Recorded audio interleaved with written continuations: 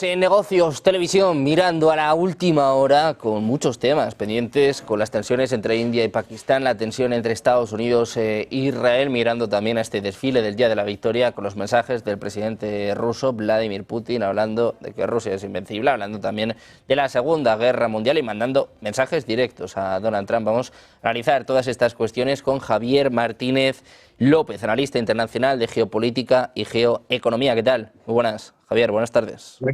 Buenas tardes, Sergio. Bueno, pues hoy, como decía, con la mirada de todo el mundo que apunta hacia Moscú, este desfile que hemos vivido en la Plaza Roja y este discurso por parte del presidente ruso Vladimir Putin, que es cierto que no suele hablar mucho, no es como Trump, pero cuando habla sus mensajes son muy claros, ¿no? Muy directos. Ha hablado de, bueno, el fin de la Segunda Guerra Mundial y que no va a permitir que se difame a Rusia. Todo esto en un contexto, para situar a nuestros espectadores, en el que Trump venía a decir pues, que Estados Unidos fue el que ganó la Segunda Guerra Mundial. ¿Ha sido un mensaje hacia el presidente de Estados Unidos, Javier?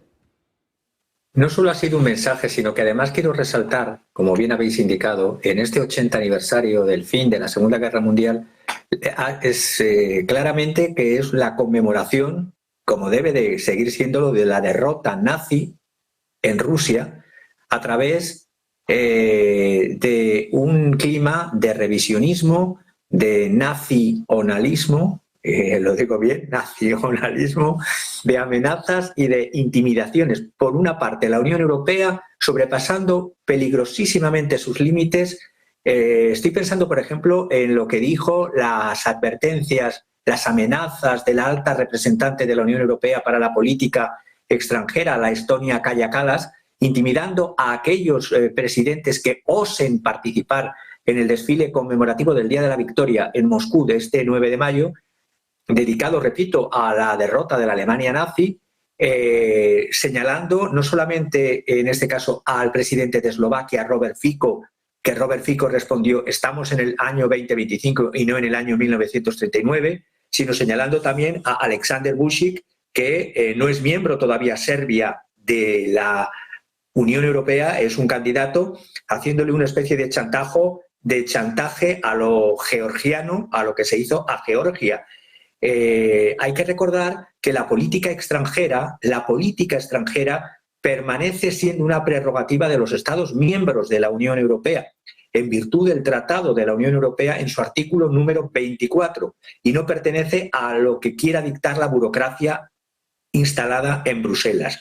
Por lo tanto, estas amenazas de Kaja Kallas van más allá de la propia Constitución, los propios tratados de la Unión Europea, y además son unas amenazas que sobrepasan todos los límites de la diplomacia y de la libertad y soberanía de los Estados miembros. La facción Kallas está empujando a los díscolos, en este caso a Robert Fico, a Vučić, a que tengan en cuenta no la historia, no la geografía, no la voluntad y los intereses de sus propios estados soberanos, sino que tengan que ser candidatos anti-rusos, anti-Putin, y que tomaría sino represalias como la que tomó en el proceso de adhesión de Georgia, retardándolo, comunicando a Tbilisi que no hay democracia suficiente. Democracia de la Unión Europea es, en cambio, juntarse con un terrorista buscado, reconvertido a presidente de Siria. Eso por una parte de la Unión Europea. Y por parte de los Estados Unidos de Trump 2.0, cuando dijo en su red Truth Social: ganamos ambas guerras, nadie se acercaba a nosotros en términos de fuerza, valentía o brillantez militar. Hay que recordarle que el 80% de las bajas del ejército alemán, de la Wehrmacht, 80%, es un dato histórico, se produjeron en el frente oriental, es decir, por la Unión Soviética. Y la Unión Soviética capturó finalmente y liberó finalmente Berlín no antes de que los nazis asesinasen a 27 millones de ciudadanos soviéticos. Cuando se hace revisionismo histórico, cuando se hace populismo de izquierda y de derechas, porque el populismo, el wokismo, curiosamente se puede dar en los dos tipos de populismo, es decir, un revisionismo histórico y un nacionalismo nostálgico con respecto a los hechos que supusieron la Segunda Guerra Mundial. Bueno, pues pendientes de estos mensajes sobre la Segunda Guerra Mundial, sobre todo de este 80 aniversario, te quiero preguntar también por lo más actual. Hemos visto mucho al presidente chino, a Xi Jinping, participando en el desfile, en reuniones con Vladimir Putin. Ayer estuvieron más de 7 horas, se hablaba de hasta 7 horas y media. Y ha llamado la atención, aunque no es algo nuevo, su postura sobre la guerra en Ucrania, hablando de eliminar las causas fundamentales de este conflicto, básicamente, bueno, pues apoyando a Putin, ¿no? Apoyando a Rusia en el mismo. Creo que es la primera vez que se le ve tan tajante, ¿no? Hablando de eliminar estas causas profundas.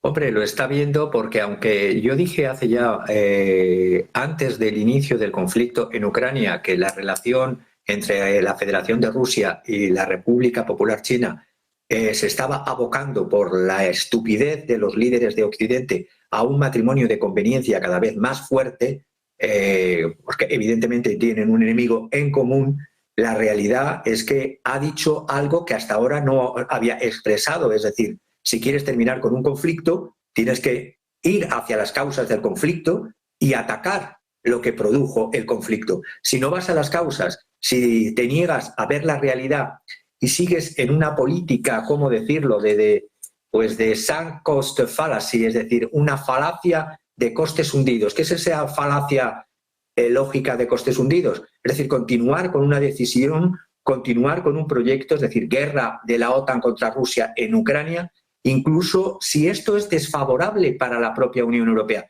debido a que, claro, es que se han invertido recursos ya invertidos en tiempo, dinero, esfuerzos que ya no se pueden recuperar. Pues seguir con ese don R que R es una falacia, repito, de los costes hundidos. Y por eso la postura china, que es una postura realista y con una gran tradición confucionista, sabe muy bien mirar los conflictos y para solucionarlos atacar las causas. Bueno, pues con un mensaje muy claro también por parte de China, por parte de Xi Jinping. Te quiero preguntar también por otro conflicto que está empezando a preocupar a todo el mundo, esta tensión entre India y Pakistán tras el ataque terrorista del pasado 22 de abril. Hemos vivido esta semana la respuesta por parte de India y sobre todo vemos cómo escalan las tensiones, los ataques por parte de ambos bandos. Hablan de ataques con drones, de explosiones en la Cachemira controlada por India, también ataques contra Pakistán, ambas potencias nucleares. ¿Hasta dónde crees que puede llegar la escalada de tensión entre India y Pakistán, Javier? Pues en principio, mira, Sergio, con la razón y la lógica más común, la gente, la ciudadanía, nunca quiere las guerras. Es decir, pakistaníes e indios.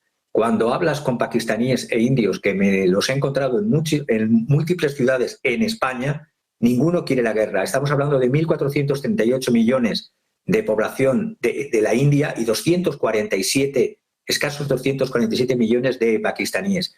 Lo que es una realidad es que las oligarquías, siempre en el poder, buscan acrecentar, es una lógica, su capital, alimentándose o alimentando, o ambas cosas a la vez, de fabricantes de armas, de conflictos que desvíen atenciones, mientras, repito, trabajadores, campesinos, artesanos, autónomos, micropymes, pymes, sufren las consecuencias. Hoy las clases dominantes en la India y en Pakistán juegan peligrosamente a escalar en un conflicto, siendo ambos, repito, países poseedores de armas nucleares, que esto no se ha dado en un conflicto directo de dos potencias nucleares como hasta ahora. La excusa perfecta, lo habéis mencionado vosotros, el 22, creo que fue el 22 de abril, el atentado de Pahalgam en la Cachemira india con 26 muertos. Luego ha procedido la India el 7 de mayo a la Fuerza Aérea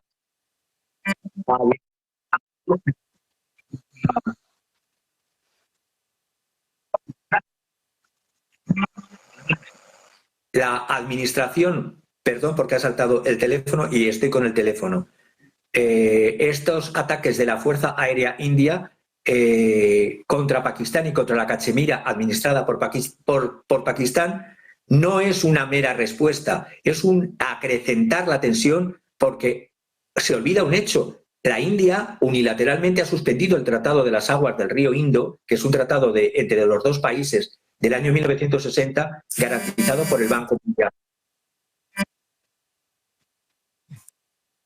Estas elecciones que se van a producir en noviembre del 2025 en la India, en el estado de Bihar, le están preocupando mucho a Modi y es la excusa perfecta para no perderlas, repetir Modi lo que ya hizo en el 2019. Hubo también ataques quirúrgicos a Pakistán tras un atentado terrorista también en la Cachemira india, en Pulwama o Pulwama. Es curioso cómo se utiliza el terrorismo y como causas, excusas perfectas para desviar la atención de un presidente, el de la India, que en las generales del año pasado ha ido cayendo en popularidad, que teme perder las elecciones este año en un estado muy importante de la India, que es Bihar, con 130 millones de habitantes. Ya perdió el año pasado la mayoría en la Cámara Baja. Y Pakistán, por otra parte, cada día se ve más obligado por la ceguera, repito otra vez, de Occidente, ha sido abandonada por el imperialismo de Estados Unidos, a caer cada vez más en la dependencia y en la necesidad de estar con China. El corredor CPEC, el Corredor Económico China-Pakistán, va increciendo. Los conciertos económicos de China y conciertos de inversiones con países que rodean la India, como Nepal, como Bangladesh, como Sri Lanka y como las Islas Maldivas, también van en aumento. Es un conflicto que tiene como objetivo, aunque solo aparezcan Pakistán y la India, tiene como objetivo los BRICS y los BRICS Plus y un ataque a la línea de flotación china. Son las guerras indirectas que ya las estamos sufriendo, por ejemplo, también en la guerra en Ucrania. Bueno, pues pendientes de la guerra en Ucrania y de la tensión entre India y Pakistán, te quiero preguntar también por Oriente Medio, por estas tensiones que parece que empiezan a nacer entre Estados Unidos e Israel, con el secretario de Defensa, Pete Hegseth, que ha cancelado su vuelo, y con informaciones que hablan de que Estados Unidos está aumentando la presión sobre Israel, quiere que alcance un acuerdo con Hamas antes de que haga su viaje Donald Trump, es decir, antes del próximo lunes, lo cual parece complicado. ¿Te sorprenden estas tensiones entre Israel y Estados Unidos, teniendo en cuenta que, claro, la relación entre Trump y Netanyahu tampoco es la mejor después de lo que pasó hace unos años? Si bien no es la mejor la relación, yo veo mucho que todo esto de un golpe teatral. Golpe teatral, ¿por qué lo digo? Porque el Trump, el peacemaker, como quiere ser recordado, el hombre de paz, o el great negotiator, el gran negociador, ya lleva más de 100 días y no ha logrado cerrar ningún acuerdo en los conflictos militares abiertos en el mundo. Y señalo bien, en los conflictos militares abiertos en el mundo. Lo veo más golpe teatral porque, mientras tanto que dice esto, armas, por una parte, dinero, por otra parte, y Palantir, instrumentos de Palantir, siguen fluyendo hacia Israel.